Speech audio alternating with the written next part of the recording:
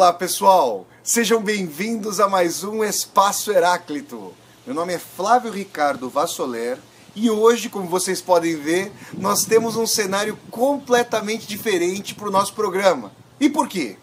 Isso significa que eu já não estou mais em São Paulo, nos estúdios da nossa TV Geração Z, e desde a semana passada estou aqui nos Estados Unidos, mais precisamente na cidade de Chicago, onde eu vou ficar durante um ano para concluir minha tese de doutorado sobre o escritor Fyodor Dostoiévski na Universidade Northwestern, que fica na região norte de Chicago, em Evanston.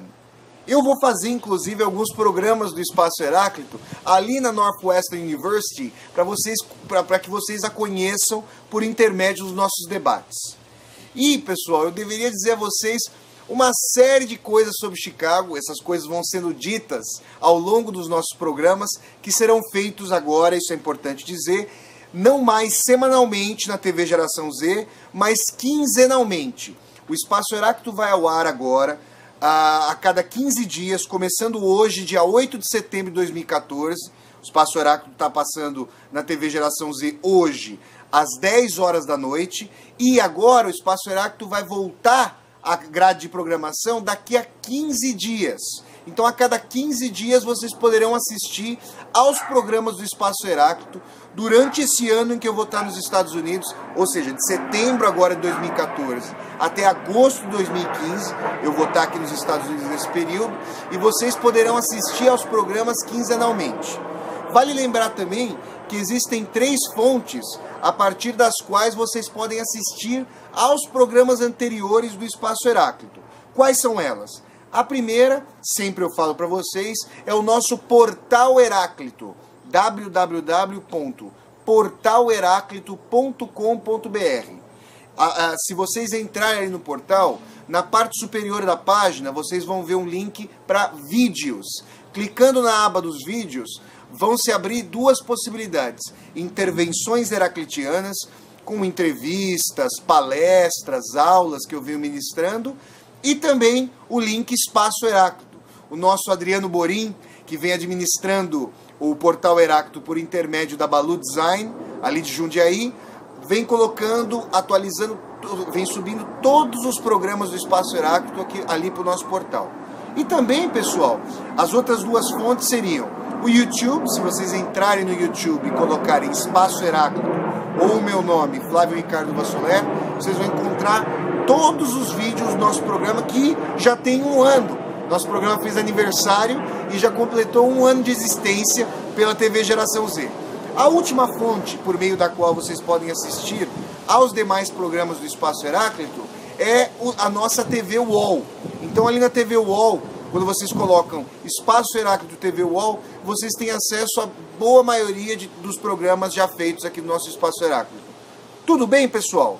Ótimo! Então vocês podem ver aqui, ó, o cenário. Vocês observam, eu estou no jardim da casa onde eu estou morando. É uma casa muito interessante. Esse bairro aqui de Chicago, isso não é a tônica da cidade de Chicago, que ela é bastante diversificada. E inclusive quando eu cheguei aqui à cidade, na última terça-feira, eu tive a oportunidade de conversar com um taxista que era do Cazaquistão. Nós pudemos falar até um pouco de russo. E ele me contou que existem bairros perigosos aqui em Chicago, sobretudo situados na região sul da cidade. E depois minha orientadora, a professora Susan McReynolds, que fortuitamente estará aqui no Espaço Heráclito, me contou também sobre regiões complicadas a oeste. Mas o bairro em que eu moro traz aquelas casas tipicamente americanas, que não são geminadas, mas que são muito próximas umas das outras e não tem portões. Eu vou ter a oportunidade de mostrar isso para vocês a contento. As casas não têm portões e é uma experiência para quem é morador de São Paulo, como eu, da cidade de São Paulo, como eu, é uma experiência no mínimo intrigante. E você imaginar que você não está circundado, que a sua propriedade, no sentido mais burguês do termo, não está circundado, lacrada por uma série de grades que o isolam do mundo, como se nós estivéssemos em um encouraçado, em um castelo, em uma fortaleza, é algo, no mínimo, interessante para ter uma experiência descentrada de si em relação ao seu próprio país, à sua própria vivência ali de terceiro mundo no Brasil, ainda que um terceiro mundo emergente. E aqui no bairro de West Side, de West para North Side, onde eu moro, Eu falo até mais espanhol do que inglês, isso é muito interessante. Ao caminhar aqui pela Lawrence Avenue, que seria a avenida principal do bairro, eu encontro pessoas do México, do Afeganistão, da Índia, das mais diversas procedências. E é possível falar espanhol até mais do que inglês. Nas próprias placas das lojas é possível encontrar letreiros em espanhol, se habla espanhol. Então, no nosso Espaço Heráclito, eu quero retratar essa diversidade de temas, trazer algumas questões de contemporaneidade dos Estados Unidos e também de aspectos políticos sociais que vocês sabem que são retratados aqui no nosso Espaço Heráclito. Mas hoje, pessoal, eu quero dar início aqui com vocês a uma discussão que retoma pontos do debate que ocorreu no último dia 30 de agosto, quando, vocês sabem, eu falei aqui para vocês, eu publiquei o meu segundo livro, O Tiro de Misericórdia, pela editora Universos. O lançamento se deu ali na livraria Martins Fontes, da Avenida Paulista. Eu fiz ampla divulgação nas redes sociais, no Facebook, no portal Heráclito. E houve um debate muito interessante entre mim e o professor Daniel Puglia, que é docente do Departamento de Letras Modernas da Faculdade de Letras da USP.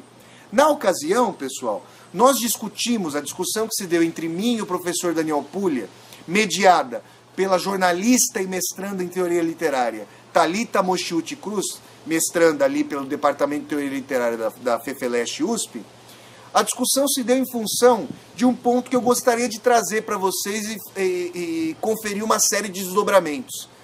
O professor Daniel escreveu o prefácio de Visão Letal do Trabalho, inclusive se apropriando de uma expressão da qual eu lanço mão em um dos ensaios do livro,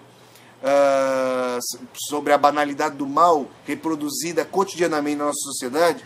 O professor Daniel, nesse prefácio de Visão Letal do Trabalho, prefácio ao meu segundo livro, O Tiro de Misericórdia, traz uma série de questões sobre o aproveitamento político-social da crítica ao capitalismo que eu teria feito em uma série de textos do livro. E aí ele chega a colocar, o professor Daniel chega a colocar no prefácio de Visão Letal do Trabalho, que em determinados momentos o meu ceticismo, o ceticismo do meu narrador, o professor Daniel faz essa distinção entre o narrador e o autor, entre o Flávio, digamos, a pessoa Flávio, o autor Flávio Ricardo, e o narrador presente no Tiro de Misericórdia. O professor Daniel chega ao ponto de colocar o seguinte, que em determinados momentos, a crítica ao capitalismo, quando se combina um ceticismo, a uma crítica voraz aos movimentos revolucionários que tentaram trazer emancipação para a humanidade, que nesse momento o livro perderia uma radicalidade crítica e poderia inclusive ser aproveitado nas suas características, a despeito da postura esquerdista do narrador, por setores mais conservadores da sociedade. Esse é um ponto interessante que eu gostaria de desdobrar aqui com vocês, porque me parece trazer uma série de pontos que podem estabelecer discussões sobre se a arte, a priori engajada, poderia ser um fator de entendimento, desvelamento, de entendimento da realidade, de desvelamento da realidade. Então esse é o tema do nosso Espaço Heráclito de hoje. É a questão sobre se a arte, configurada de forma a se engajar no processo político, não só no processo político imediato, mas nas suas configurações de crítica social, poderia ter um viés mais densamente crítico do que uma obra que não se propusesse a priori uma posição de crítica social eminente. Será que nós chegaríamos a um ponto de uma obra não propriamente engajada a priori ter fatores críticos mais fundamentais do que uma obra que se propõe desvelar a realidade a partir das vinculações a posições de classe, a posições de gênero, a grupos de debate político? Essa é uma questão que eu quero levantar aqui com vocês no Espaço Heráclito de hoje. E como vocês veem, bandeira norte-americana ao fundo, espero que ela esteja discernível. Ela está pendurada no quintal da casa que fica aqui ao lado. Então nós começamos esse debate de hoje. Pessoal, eu diria a vocês o seguinte. Nós temos, por exemplo, a grande obra, uma das grandes obras do nosso bom e velho Fyodor Dostoiévski, Memórias do Subsolo. A personagem, o paradoxalista do subsolo, o protagonista do livro, traz uma série de questões para nós pensarmos a contrapelo da expectativa de emancipação, contra as intenções revolucionárias mais efetivas, para nós pensarmos o homem tal como ele foi forjado pela história. E nesse sentido, o Homem do Subsolo lança mão de um movimento que eu diria eminentemente socrático, de colocação de uma ideia, encarnação dessa ideia em termos de vivência pragmática dessa ideia, em termos de ações, em termos de desdobramentos narrativos, para logo em seguida o Homem do Subsolo largar mão dessas ideias, deixá-las de lado para incorporar um movimento distinto dessas mesmas ideias que ele havia abraçado anteriormente. E eu ilustro aqui para não ficar algo abstrato. O Homem do Subsolo faz uma crítica radical, eu diria, aos socialistas de então, a inteligência revolucionária da Rússia, que propunhava por uma mudança radical da sociedade. Isso não significa que o Homem do Subsolo estivesse radicalmente apartado desses movimentos de transformação. Isso significa que o Homem do Subsolo queria projetar, queria acompanhar, para além da projeção de luzes que procuraria transformar a sociedade, o Homem do Subsolo queria captar os momentos de penumbra, os pontos obscuros, ou na verdade de claro escuro, dessas tentativas revolucionárias. Como é que se daria o cotidiano de uma sociedade radicalmente transformada a partir do momento em que os homens tivessem que viver não mais para tensão entre si, para competição encarniçada de todos contra todos, mas para forjar uma sociedade que se baseasse na cooperação, na integração, na doação de si, não mais na gratificação maior daqueles que mais conseguem ter resultados pragmáticos da sociedade, como insufla o capitalismo, mas sim para um tipo de sociedade que se volta para a estruturação daquilo que seria uma solidariedade orgânica, eu diria, uma solidariedade global, em que aqueles que mais podem contribuir para a sociedade tendem a abrir mão de si, até por um sentido de caridade social, para que os menos afortunados, não mais no sentido de necessidade, de fome, de pilhéria e miséria, mas no sentido de disparidade das capacidades, para que a sociedade funcionasse. O Homem do Subsolo se pergunta, seria isso factível historicamente? Isso seria resolvido, seria trazido à tona a partir do momento revolucionário?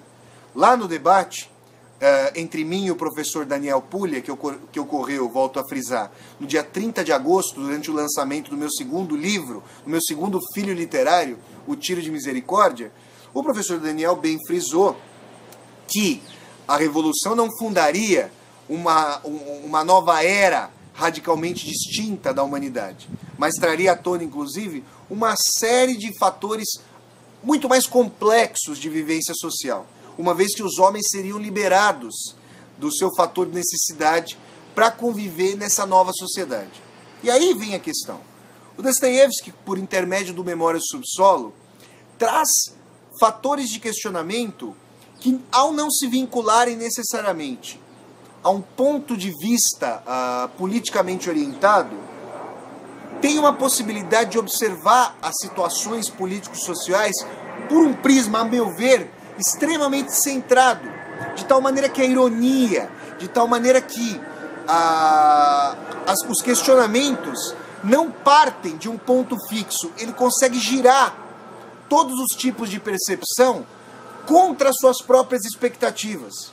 E nesse sentido, a arte centrada em termos políticos do Dostoiévski traria para nós, a meu ver, um tipo de experiência do político, do social, do existencial, do histórico, para além de um tipo de posição que gostaria de narrar uma situação de conflito a partir de um foco específico. É interessante frisar que não se trata aqui de dizer que todas as perspectivas do espectro social trariam o mesmo resultado, trariam o mesmo tipo de investigação. É claro que, se nós centrássemos uma investigação literário-filosófica em relação a setores privilegiados da nossa sociedade, em distinção aos setores espoliados, nós teríamos construções diversas em termos de realização artística. Mas o que o homem do subsolo faz é perceber, num sentido bem nietzscheano, e não é à toa que o Nietzsche, esse filósofo alemão, vai se tornar um grande leitor de Dostoiévski, e chegou a dizer que, ao ler O Homem do Subsolo, As Memórias do Subsolo, ele encontrou a voz do sangue inscrita. Não é à toa que O Homem do Subsolo vai mostrar o ressentimento que surge a partir do momento em que os espoliados conseguem vir à tona e se contrapor às classes mais historicamente privilegiadas. É nesse sentido que eu estou discutindo aqui com vocês sobre a questão de se a arte, na medida em que pode percorrer um espectro crítico para além de uma posição fixa, conseguiria inclusive ter mais criticidade sobre o mundo, sobre as relações, sobre as contradições do homem, sobre aquilo que é possível ao homem realizar em termos individuais e coletivos. É nesse sentido que a arte me parece trazer questões que, quando não são postas a priori como politicamente orientadas, trazem uma série de discussões. Vocês querem ver, por exemplo, um exemplo? O livro Confissões de um Burguês, sobre o qual eu vou começar a falar agora, nesse primeiro bloco, e me estendo sobre ele no segundo bloco do nosso Espaço Heráclito, já que agora, pessoal, eu sou a produção do meu próprio programa, já que as queridas Roberta e Marcela, que eu mando um grande abraço, estão ali no Brasil. O livro Confissões de um Burguês, do escritor húngaro Sándor Márai, aliás, se vocês procurarem na trajetória do Espaço Heráclito, eu já me referi ao Confissões de um Burguês uma vez aqui no programa, inclusive no começo da trajetória do Espaço Heráclito, se eu não me engano, em outubro de 2013, o programa começou em setembro de 2013, se eu não me engano, em outubro ou novembro, eu fiz referência ao Confissões de um Burguês do Sándor Márai aqui no Espaço Heráclito, e o próprio nome do livro traria uma noção de que Confissões de um Burguês seria um livro, um compêndio, uma compilação de memórias de um burguês, o Sándor Márai, esse autor Sándor Márai, um livro eminentemente autobiográfico, retratando as experiências do Sándor a partir do seu prisma de classe. E o livro, em grande medida, se configura dessa maneira. Mas o Sándor, um artista que fez parte de um tipo de burguesia europeia, húngara mais propriamente, mas europeia, que valorizava sobremaneira as questões artísticas, as questões de um hábito para além do mercantilismo burguês mais estreito. E olhem que o Sándor Márai era filho de um banqueiro, era filho de alguém que tinha uma casa bancária. Nesse sentido, o Márai vai narrar em Confissões de um Burguês justamente a fratura dessa classe burguesa, que era eminentemente híbrida entre competição com os valores aristocráticos em termos de valorização da arte, em termos de valores de um culto, de um tipo de vivência desinteressada, daqueles que não precisavam se imiscuir na esfera econômica, como eram os aristocratas, garantidos pela sua falta de pagamento de impostos e pela sua extração de renda em relação às suas propriedades rurais. Nesse sentido, os aristocratas, essa classe que a burguesia chamaria de parasitária da sociedade, traz um ethos muito forte de dominação, obviamente que foram a classe dominante da sociedade por séculos, antes das revoluções burguesas inauguradas pela Revolução Francesa em termos políticos e pela Revolução Industrial em termos econômicos. Nesse sentido, essa burguesia, da qual o Sándor Márai, esse escritor, belíssimo escritor húngaro, descende, traz uma série de fatores contraditórios que, no seu esgarçamento, no seu esboramento, esses fatores nos possibilitam entender, para além de um tipo de... imaginemos que o Sándor Márai estivesse nostálgico e pesaroso por conta da desagregação desse tipo de sociedade da qual ele descende, em função do nascimento do capitalismo de massas, sobretudo ali no pós-Segunda Guerra Mundial. O Sándor Márai, para além de se vincular a uma determinada posição nessa classe, vai nos mostrar como é que a desagregação dessa classe vem à tona em termos da contraposição em relação ao proletariado nascente, proletariado cada vez mais cônscio das suas próprias demandas de classe, em relação ao esboroamento dos valores artísticos, da vinculação com um tipo de vivência que pautava o tempo por um projeto pessoal e não o tempo como produtividade socialmente orientada.